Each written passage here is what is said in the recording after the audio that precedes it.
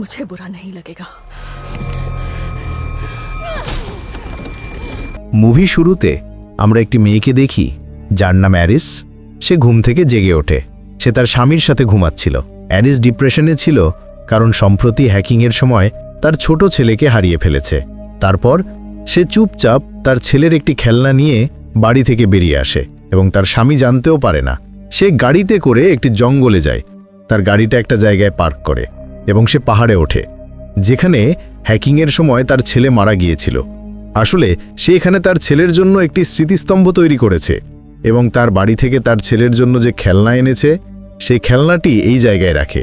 তারপর সে পাহাড়ের চূড়ায় দাঁড়ায় কারণ সে তার জীবন শেষ করে দিতে চায়। কিন্তু ততক্ষণ রিচার্ড নামে একজন লোক সেখানে আসে এবং তাকে বলে যে আমি জানি তুমি কি করতে চলেছ, আমি তোমাকে বাধা দেব না, আমি শুধু তোমাকে একটি গল্প বলতে চাই যাতে তুমি একটু সান্ত্বনা পাও। সে বলে যে আমি যখন কলেজে পড়তাম তখন একদিন আমার গাড়ি দুর্ঘটনার শিকার হয়েছিল। সেই দুর্ঘটনায় আমার জীবন বেঁচে যায়, কিন্তু আমার গার্লফ্রেন্ড মারা যায়। এরপর আমি ডিপ্রেশনে চলে যাই, কিন্তু ধীরে ধীরে আমার জীবন স্বাভাবিক হয়।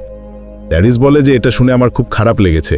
এরপর সে নিজের সম্পর্কে বলে যে আমি আমার স্বামী এবং ছেলের সাথে ট্রেকিং করতে এই জায়গায় এসেছিলাম এবং যখন আমার স্বামী তার নাম এবং আমার নাম একটি গাছে লিখছিল সেই সময় আমার ছেলে খেলা করার জন্য গাছের একটা লাঠি খুঁজছিল।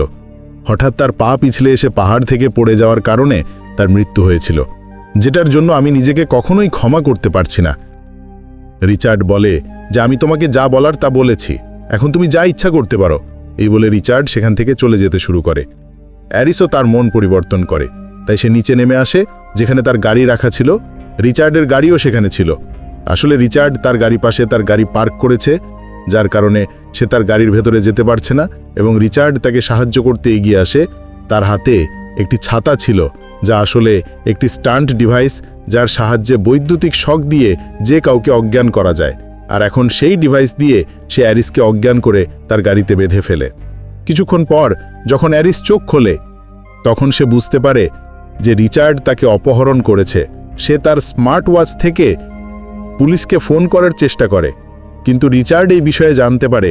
সে বলে যে এতে কোনো লাভ নেই, এখানে নেটওয়ার্ক নেই। অ্যারিস মনে করে যে সে বাড়ি থেকে বের হওয়ার সময় তার পকেটে একটি ছুরি রেখেছিল। সে চুপচাপ সেই ছুরিটি বের করে তার হাত খোলার চেষ্টা করে। একই সাথে রিচার্ডকে বিভ্রান্ত করার জন্য সে তাকে তার গার্লফ্রেন্ড সম্পর্কে জিজ্ঞাসা করে, কিন্তু রিচার্ড বলে যে আমি আমার গার্লফ্রেন্ড সম্পর্কে কথা বলতে চাই না, কারণ সে জানে যে তার গার্লফ্রেন্ড সম্পর্কে কথা বলে তাকে আবেগপ্রবণ করতে চায়। এবং তারপর সে তার হাত খুলে রিচার্ডকে আক্রমণ করে, কিন্তু রিচার্ড তার হাত ধরে ফেলে এবং তার গাড়ির ভারসাম্য হারিয়ে একটি গাছের সঙ্গে অ্যাক্সিডেন্ট করে। এরপর তারা দুজনে গাড়ি থেকে বেরিয়ে আসে এবং অ্যারিসের হাতে একটি ছুরি রয়েছে। সে রিচার্ডকে বলে যে তুমি যদি আমার কাছে আসো আমি তোমাকে মেরে ফেলব। রিচার্ড বলে যে এতে কোনো লাভ নেই, কারণ আমি তোমাকে একটি বিশেষ ধরনের ইঞ্জেকশন দিয়েছি যা আগামী 20 মিনিটের মধ্যে তুমি সম্পূর্ণরূপে প্যারালাইজড হয়ে যাবে, কিন্তু তুমি দেখতে এবং শুনতে পাবে, তোমার শরীরকে নড়াচড়া করতে পারবে না। অ্যারিস সেখান থেকে পালাতে চায়। রিচার্ড বলে যে এই জঙ্গল থেকে পালানো এত সহজ নয়, আমি 20 মিনিট পরে তোমাকে খুঁজে বের করব, তারপর তুমি আমার হবে। অ্যারিস তার ঘড়িতে 20 মিনিটের টাইমার সেট করে সেখান থেকে পালিয়ে যায় যাতে কারো সাহায্য পেতে পারে। তৎক্ষণ তার একটি হাত এবং একটি পা কাজ করা বন্ধ করে দেয়। সে গাছের গোড়ায় লুকিয়ে পড়ে যাতে রিচার্ড তাকে খুঁজে না পায়, কিন্তু সেখানে পিঁপড়ের কারণে তাকে সেখান থেকে চলে যেতে হয়। রিচার্ড তাকে দেখতে পায়, কিন্তু সে হামাগুড়ি দিয়ে নদীতে ঝাঁপ দেয়। নদীর স্রোতে ভেসে ভেসে সেখান থেকে কিছু দূরে চলে যায়। এরপর সে তার ঘড়িতে দেখে আর মাত্র 1 মিনিট সময় বাকি আছে এবং 1 মিনিট মধ্যে তাকে সেখান থেকে চলে যেতে হবে। সে দ্রুত চলে যায় এবং ঘাসের ওপর শুয়ে পড়ে। এখন তার পুরো শরীর অবশ হয়ে গেছে। সে দেখতে এবং শুনতে পারে, কিন্তু তার শরীরের কোনো অংশ নড়াচড়া করতে পারে না। তারপর একজন বৃদ্ধ লোক সেখানে আসে। সে দেখে যে অ্যারিস সেখানে সম্পূর্ণ ক্লান্ত হয়ে পড়ে আছে। সে তার সাথে কথা বলার চেষ্টা করে, কিন্তু অ্যারিস কোনো কথার উত্তর দিতে পারে না। তারপর সে জিজ্ঞাসা করে, তুমি কি আমাকে দেখতে পাচ্ছ? সে একবার চোখের পাতা নাড়ায়, যার অর্থ হ্যাঁ। সে জিজ্ঞাসা করে, তুমি কি তোমার শরীর নাড়াতে পারছ না? সে দুবার চোখের পাতা নাড়ায়, যার অর্থ হলো না। এখন বৃদ্ধ লোকটি তাকে ট্রলিতে করে তার বাড়িতে নিয়ে আসে যাতে সে পুলিশকে খবর দিতে পারে, কিন্তু তৎক্ষণ কেউ দরজায় কড়া নাড়ে। অ্যারিস বুঝতে পারে যে এটা রিচার্ডই হবে। সে বারবার চোখে নাড়াতে শুরু করে। তার চোখে ভয় স্পষ্ট ছিল। সে বুঝতে পারে যে কিছু একটা সমস্যা আছে, তাই সে অ্যারিসকে সোফার আড়ালে লুকিয়ে দরজা খুলতে চলে আসে। আসলে রিচার্ড অ্যারিসকে খুঁজতে এখানে এসেছে। রিচার্ড বৃদ্ধ লোকটিকে জিজ্ঞাসা করে যে এখানে কোনো মেয়ে এসেছিল।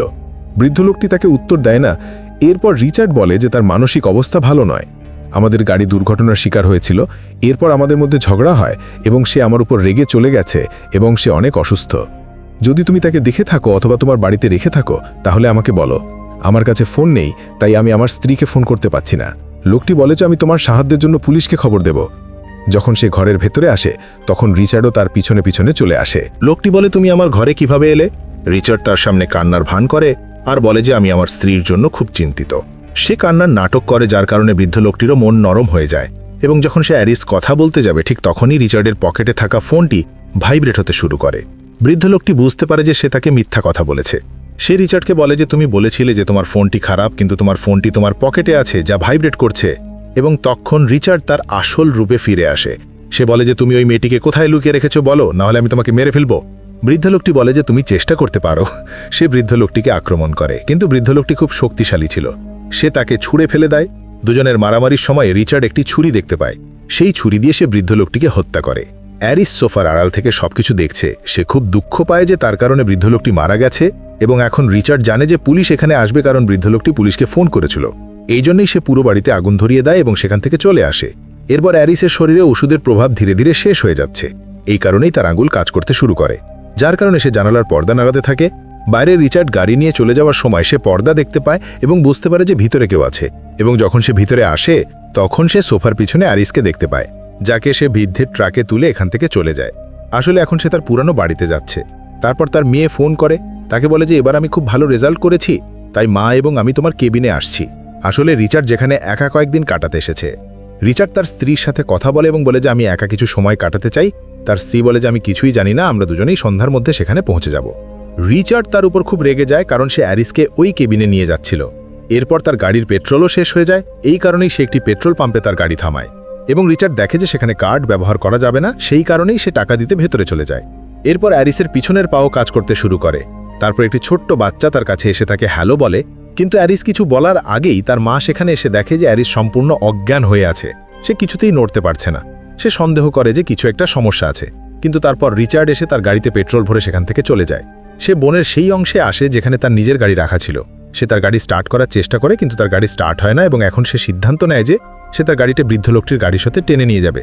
কিন্তু সে তা করার আগেই একজন পুলিশ অফিসার এখানে এসে রিচার্ডকে জিজ্ঞাসা করে, তুমি কে? রিচার্ড বলে যে আমার নাম অ্যান্ড্রু। এরপর সে পুলিশ অফিসারকে তার পরিচয়পত্র দেখায়। আসলে তার আসল নাম অ্যান্ড্রু। সে ইচ্ছে করে তার নাম রিচার্ড বলে এবং পুলিশ অফিসার তাকে জিজ্ঞাসা করে, তুমি এখানে কি করছো? আর গাড়িতে বসে থাকা মহিলাটিকে?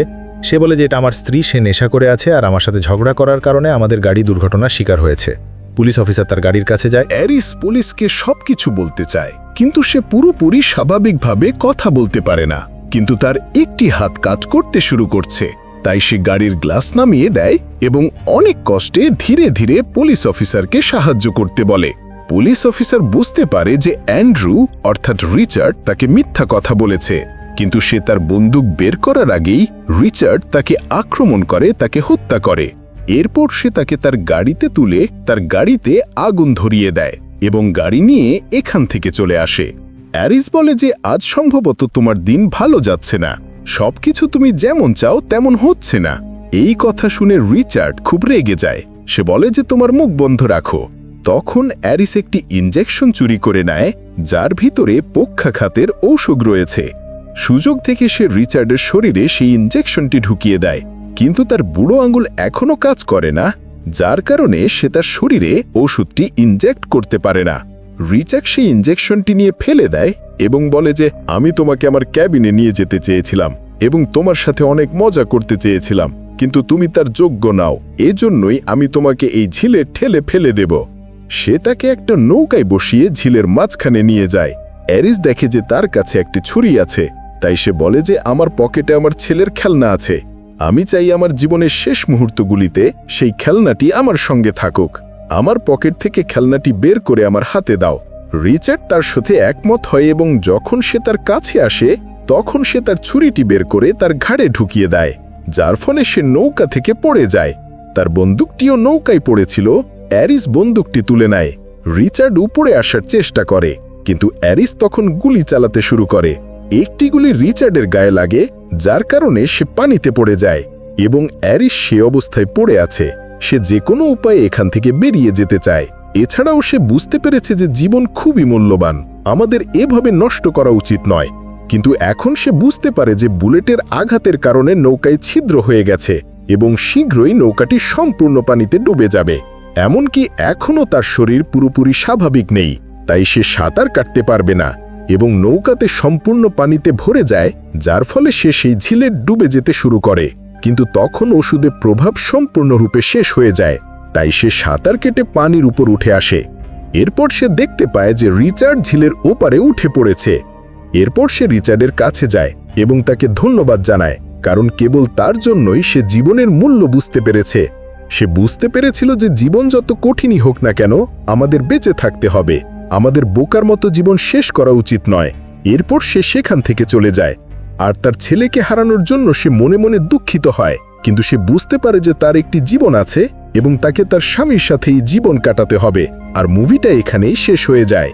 তো বন্ধুরা, গল্পটা কেমন লাগলো কমেন্ট করে বলুন, আর ভালো লাগলে লাইক ও শেয়ার করে দিন, আর আমাদের চ্যানেলটাকে সাবস্ক্রাইব করে ওরে আমাদের পাশে থাকুন। আপনার মূল্যবান সময় নষ্ট করে সম্পূর্ণ ভিডিওটা দেখার জন্য অসংখ্য ধন্যবাদ।